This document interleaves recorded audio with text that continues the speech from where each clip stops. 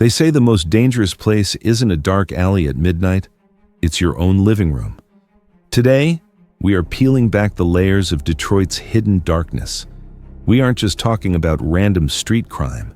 We are tracking 10 individuals who wore the ultimate mask of sanity before revealing exactly who they really were. We are talking about a pastor who preached salvation while hiding a deadly secret, a mother who turned a basement freezer into a tomb, and a cousin who looked a grieving family in the eye and lied about where the body was buried. These are the cases that prove evil doesn't always look like a monster. Sometimes it looks like a neighbor, a friend, or family. Hi everyone, and welcome back to Murder Eyes. Before we dive into this nightmare, I want to try something different in the comments today. Instead of your location, tell me this. If you could have the answer to one unsolved mystery in history, just one, which case are you picking? I'll be reading the replies tonight. Now, let's get into it. Case number 1 takes us to the west side of Detroit, where shadows gathered in the one place Latima Warren should have been safest, her own home. In December 2021, the 32-year-old mother vanished. She lived on Vaughn Street with her boyfriend, Rondell Waters. When days passed without a word from her, her family started asking questions. Now, ask yourself, if your partner went missing, how long would it take you to call the police? An hour? A day? For Rondell Waters, the answer was never. He didn't call the cops, he didn't call her family, he just kept living in the house. It was Latima's grandmother, Gwen Parks, who felt that cold knot in her stomach. She confronted Waters, and he casually claimed he hadn't seen Latima in 4 days. Yet, there he was, sitting on the couch, making zero effort to find her. While the initial police response was slow, a frustrating reality we see way too often, the community refused to wait. They organized their own search party. What they found in the backyard turned dread into absolute horror. Bags containing Latima's clothing and patches of freshly disturbed earth. That is a detail that just makes your skin crawl. He was living right there, literally on top of the evidence. On January 17, 2022, police and cadaver dogs finally raided the house. In the basement, the dogs hit on a bag containing human remains. Upstairs, they found a second bag. Latima had been shot and dismembered. But the most chilling discovery wasn't just the body. It was who else was in that house. Officers found the couple's 3-month-old baby, alive and unharmed, living in that house of horrors with the man who had just butchered his mother. Waters was arrested on the spot. He didn't act like a grieving boyfriend. He acted like a man whose secrets had finally run out of room. He was charged with open murder and mutilation. Latima's story is a brutal reminder. Sometimes the monster isn't hiding under the bed. Sometimes he's the one sleeping in it. Case number 2 is a devastating story of escalating violence and a plot that reached out from behind bars. It centers on 35-year-old Billy Ray Cromer and his younger relative, Spencer Lewis Cromer III. The initial spiral began in October 2020. Billy attacked his then-pregnant girlfriend, Tiffany Joseph, at their Detroit home. Prosecutors detailed a horrifying scene. Billy choked her, struck her head and stomach, and forced her to swallow unidentified pills. The assault was so severe, Tiffany's unborn child did not survive. The Wayne County prosecutor later called it one of the worst domestic violence cases she had ever seen. Billy was arrested and charged with torture and causing a miscarriage. He was jailed, unable to post a high bond, but even behind prison walls, the violence didn't end. It just found a new instrument. Think about that. You are technically safe from him, the judge says. He's locked away. But the control, the need to finish the job, it's still operating. In the summer of 2022, Billy allegedly reached out from his cell and offered Spencer, his relative, money to carry out a contract killing. On the night of July 5th, a quiet holiday evening, the violence tragically returned to Roseman Avenue. Spencer allegedly entered the house and shot Tiffany. She was found dead inside the exact same location where her first brutal assault took place just 2 years earlier. Detectives quickly tied the murder back to the cell block. Both Cromer men were charged with first-degree premeditated murder. In court, Billy appeared utterly expressionless, while Spencer kept his eyes locked on the table. a chilling image that perfectly captured the reach of pure malice. This crime proved that sometimes the only thing more dangerous than a killer on the loose is a killer controlling the strings from inside. Case number 3 is that of Dante Smith. This is a chilling look at the terror that can erupt when severe mental illness goes unchecked. The tragedy centers on 19-year-old Dante Smith. On the morning of August 28, 2022, Smith was in the throes of a paranoid schizophrenic episode, genuinely believing people were trying to kill him and that the world was ending. Over 2.5 terrifying hours, he carried out a devastatingly random shooting spree across northwest Detroit that the prosecutor called devastatingly senseless. The sequence began at 4:45 a.m. when Smith approached and shot 28-year-old Chayne Lewis Lee, who died in the doorway of a church. Less than an hour later, an unidentified woman, listed as Jane Doe, was fatally wounded near Margaretta Street. The terror continued at 6:53 a.m. when 43-year-old single mother Laree Briscoe was killed while waiting for a bus. In these initial killings, Smith displayed a chilling pattern. He would shoot, walk away, and then return to fire more rounds. The rampage almost claimed a fourth life. At 7:08 a.m., Smith shot 76-year-old John Pollock as he walked his dog, Kingston. However, this time the community intervened. A neighbor opened fire to deter the attacker, and another quickly applied a tourniquet to Pollock's leg, ensuring both Pollock and his dog survived. The subsequent manhunt was massive. Police quickly connected all the shootings to the same firearm through shell casings. After police released surveillance images, someone close to Smith recognized him and provided the crucial tip that led to his surrender. Smith later pleaded guilty but mentally ill to second-degree murder and related counts. In February 2025, he was sentenced to 28 to 50 years in the Michigan Department of Corrections. This case remains a devastating example of how fragile public safety becomes when severe warning signs go unanswered. In court, some victims' family members expressed both sorrow for their loss and empathy for Smith, highlighting the systemic failures in mental health care that contributed to the tragedy. Case number 6 is that of Jalyn Tyler Pendergrass and Sharla Rashidita Pendergrass. This case begins with a lie so ordinary it barely whispers, until the truth is forced back into the light. It centers on the tragic disappearance of London Thomas.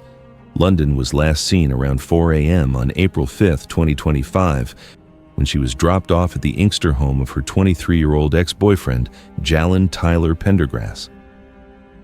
Though their relationship had ended, evidence later showed she entered the house that night and never left alive.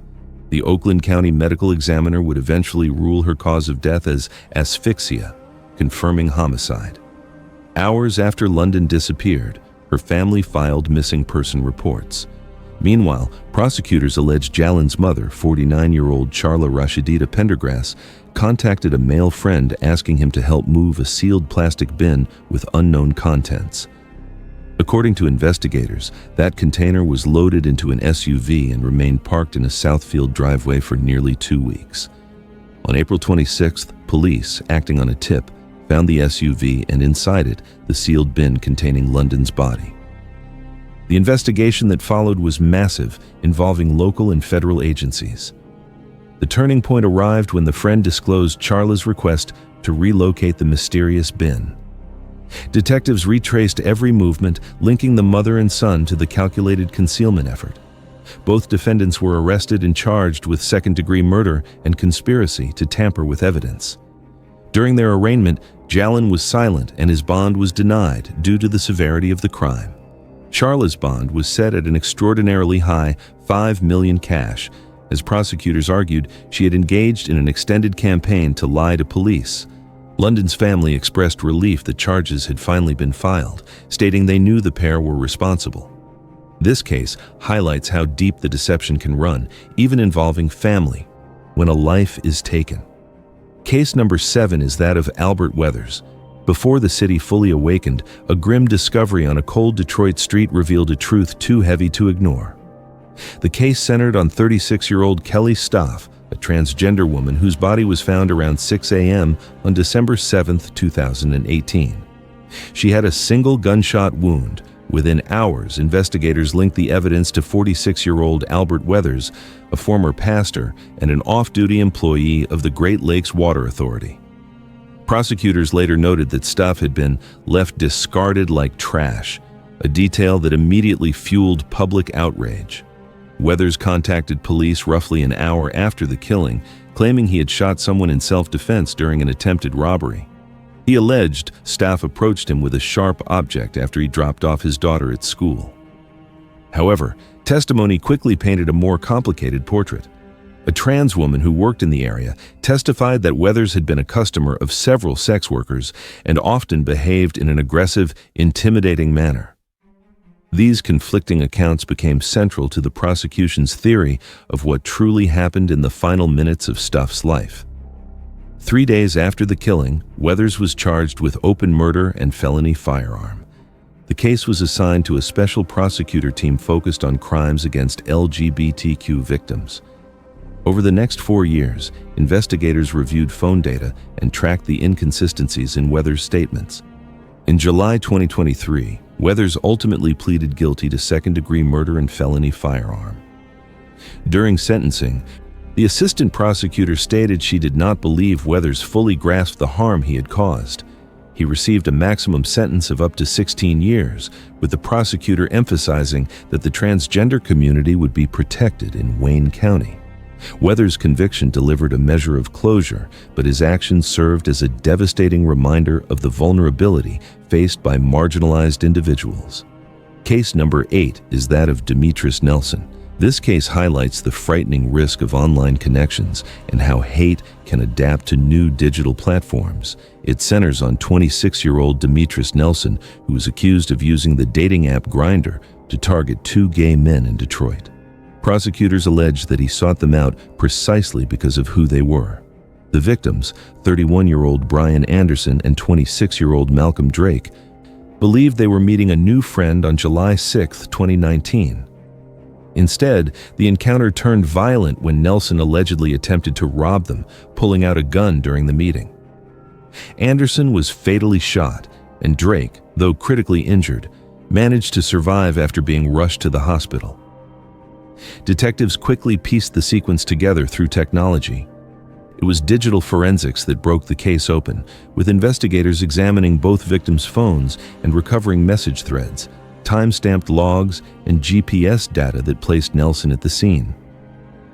The Grindr chat trail showed Nelson's alias and the final exchanges before the shooting. He was located through cell tower triangulation and arrested within 48 hours.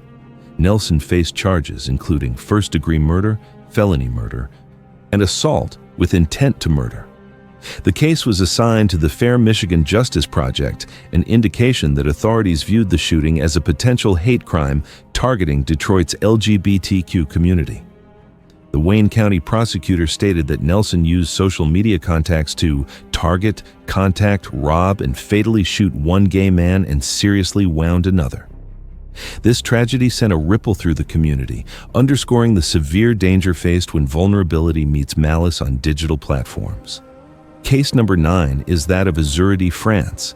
This is one of the most tragic cases, rooted in profound parental neglect and a final shocking act of concealment. It centers on Detroit mother Azurity, France, and her 3-year-old son, Chase Allen, who was blind and had a documented history of severe neglect. The timeline of abuse stretched back years.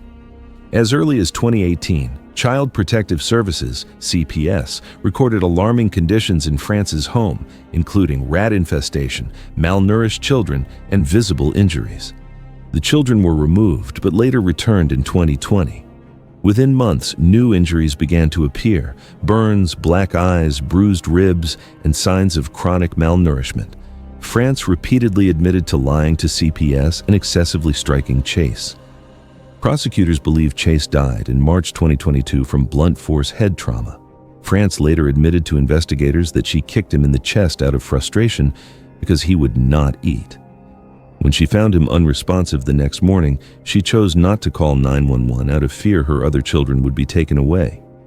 Instead, France placed Chase's body in a bag, directed her 9-year-old child to retrieve it, and stored it inside an inoperable basement freezer. She then lied to neighbors, claiming Chase had gone to Alabama. The truth was uncovered in June 2022 during a welfare check. Detroit Police Chief James White said something about France's demeanor led officers to follow their intuition and search the home, where they found the freezer. The remaining 4 children were immediately placed under state care. The investigation uncovered a staggering number of missed warnings. At least 6 CPS investigations, 7 rejected complaints, and over a dozen unverified family reports. France eventually pleaded guilty to second-degree murder and concealing a death, receiving a sentence of 35 to 60 years. Her sister, Azu Sauls, confronted her in court, saying, "You were supposed to protect Chase. Instead, you hurt him to the point where he can't come back."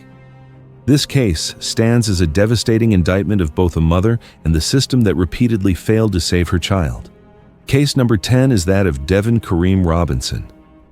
This final case is a tragic reminder of targeted hate violence within a social setting. It centers on 19-year-old Devin Kareem Robinson, who appeared in Detroit's LGBTQ+ nightlife scene after meeting one of the victims, Paris Cameron, at a gas station. Witnesses said Paris Cameron, along with her friends, invited him back to a nearby house party attended by about 15 people. Surveillance footage captured Robinson pacing near Paris before joining the group. Once inside, he engaged in sexual encounters with multiple partygoers. One witness later recalled that he walked out looking blank, a detail investigators emphasized. Around 4 a.m., surveillance captured Robinson buying juice at a gas station, and minutes later, a figure dressed in black, approaching from the direction of Robinson's residence, was captured on a neighbor's camera. Special prosecutor Jaime Powell Horowitz alleged Robinson had returned home, changed clothing, and covered his face before heading back toward the party house. Minutes later, a door was kicked open and gunfire erupted across the living room. Alunte Davis, 21, Timothy Blanchard, 20, and Paris Cameron, 20, were all fatally shot. 2 others survived. Prosecutors stressed that no robbery was attempted. The motive stemmed entirely from the victim's sexual orientation and gender identity. Detectives relied heavily on neighborhood surveillance and witness accounts. Although the shooter's face was covered, witness Clifton Keyes suspected Robinson because of the killer's distinctive light brown eyes. Robinson was charged with 3 counts of first-degree murder. The defense argued the prosecution's account was a fanciful theory, claiming insufficient evidence. However, in March 2020, a jury convicted Robinson of first-degree premeditated murder and related charges. In July 2020, he was sentenced to 3 life terms without parole, plus lengthy additional sentences. The killings, which occurred during Pride Month, sent deep shock through Detroit's LGBTQ+ community and served as a powerful reminder of the mortal danger faced by targeted individuals.